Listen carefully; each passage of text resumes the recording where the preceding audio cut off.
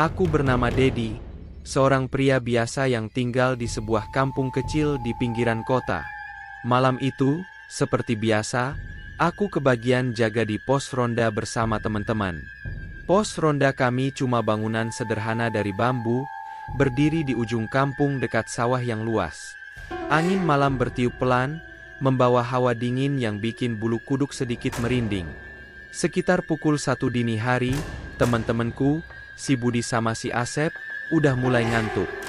Mereka bilang mau tidur bentar di pos, tinggal aku yang jaga sendirian. "Jangan lama-lama, Didi, nanti kalau ada apa-apa bangunin kita," kata Budi sambil ngantuk berat.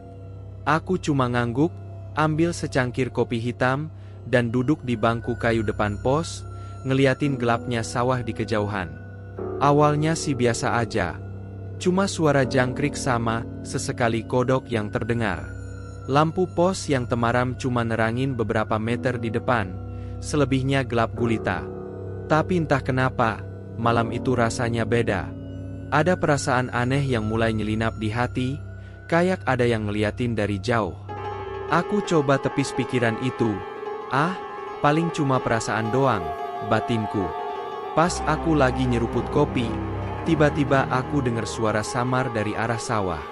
Kayak ada yang ngeret sesuatu di tanah, pelan tapi jelas. Sret-sret. Aku langsung nyalain senter yang selalu aku bawa, sorotin ke arah suara itu. Tapi nggak ada apa-apa, cuma rumput sawah yang bergoyang pelan kena angin. Mungkin cuma anjing liar, pikirku, meski dalam hati mulai nggak enak. Beberapa menit berlalu, suara itu datang lagi. Kali ini lebih dekat, dan sekarang ada bau aneh yang ikut nyamper. Bau kayak tanah basah dicampur sesuatu yang busuk, susah dilupain. Aku berdiri, nyalain senter lagi, dan kali ini, aku lihat sesuatu di ujung sorotan cahaya.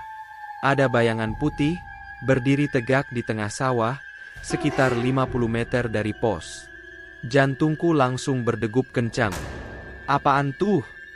gumamku sendiri. Aku coba fokusin cahaya senter ke arah itu. Dan pas cahaya nyampe, aku nggak bisa napas. Itu pocong. Kain kafan putihnya kotor, terikat erat di kepala dan kaki, tapi yang bikin aku takut banget, dia kayak ngeliatin aku. Nggak ada muka yang kelihatan, cuma kain putih itu, tapi aku ngerasa ditatap. Tubuhku langsung kaku, tangan yang megang senter gemeteran. Aku coba mundur pelan ke pos, niatnya mau bangunin Budi sama Asep. Tapi pas aku nengok ke belakang sebentar, lalu balik lagi ke arah sawah, pocong itu udah nggak ada. Hilang gitu aja. Aku bingung, takut, tapi juga lega. Mungkin cuma halusinasi, pikirku, nyoba nenangin diri. Tapi pas aku balik badan buat masuk pos, aku dengar suara itu lagi. Sret-sret. Kali ini dari arah yang lebih dekat, tepat di belakangku. Aku nggak berani nengok. Keringat dingin ngucur deras, tanganku gemeteran pegang senter. Langkahku cepat menuju pintu pos, tapi sebelum aku sampai, ada hembusan angin dingin yang bikin api lampu pos berkedip-kedip. Dan di detik itu, aku dengar suara pelan, kayak bisikan. "Di." Nama aku. Jelas banget di telinga. Jantungku rasanya mau copot pas, dengar nama aku dipanggil kayak gitu. Suaranya pelan, serak, kayak dateng dari dalam tanah. Aku nggak berani nengok, tapi rasa takut bikin aku buru-buru masuk ke pos. Aku langsung goyangin pundak Budi sama Asep. "Bangun! Cepet bangun!" teriakku panik. Mereka berdua bangun dengan muka bingung, masih setengah sadar. "Apa sih, Didi? Berisik banget," keluh Asep sambil ngucek mata. Tapi sebelum aku sempet jelasin, lampu pos tiba-tiba mati total. Gelap banget, cuma cahaya senterku yang masih nyala, itu pun mulai redup kayak baterainya mau habis. Aku arahin senter keluar pos, dan disitulah aku lihat sesuatu yang bikin darahku beku. Pocong itu sekarang ada di depan pos, cuma beberapa meter dari pintu. Dia berdiri tegak, kain kafannya bergoyang pelan meskipun angin malam udah berhenti.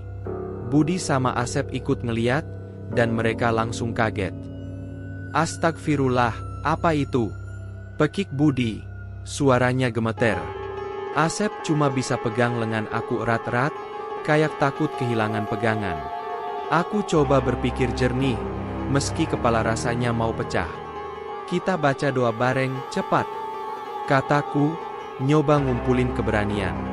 Kami bertiga mulai ngucapin ayat-ayat suci yang kami ingat. Suara kami campur aduk antara takut dan harap. Tapi anehnya, pocong itu nggak gerak. Dia cuma berdiri di situ, kayak nungguin sesuatu. Bau busuk itu makin menyengat, sampai aku ngerasa mau muntah. Pas kami lagi baca doa, tiba-tiba ada suara gede dari arah sawah. Kayak pohon besar yang tumbang. Bruk!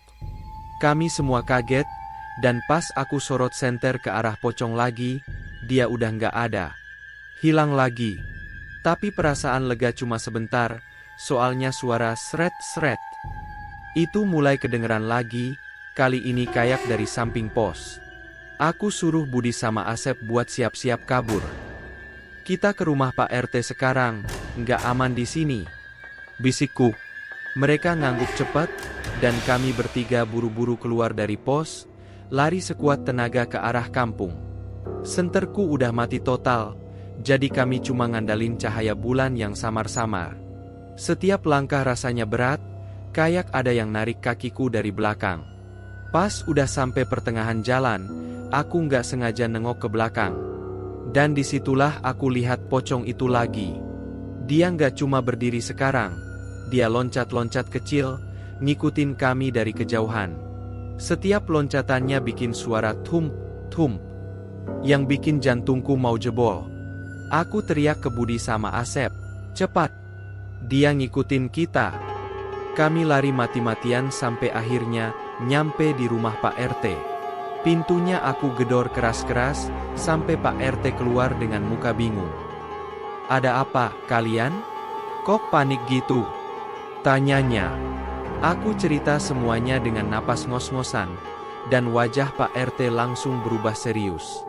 Itu mungkin pocong yang dulu, katanya pelan. Dulu? Tanyaku, masih bingung. Pak RT ngangguk, lalu nyuruh kami masuk.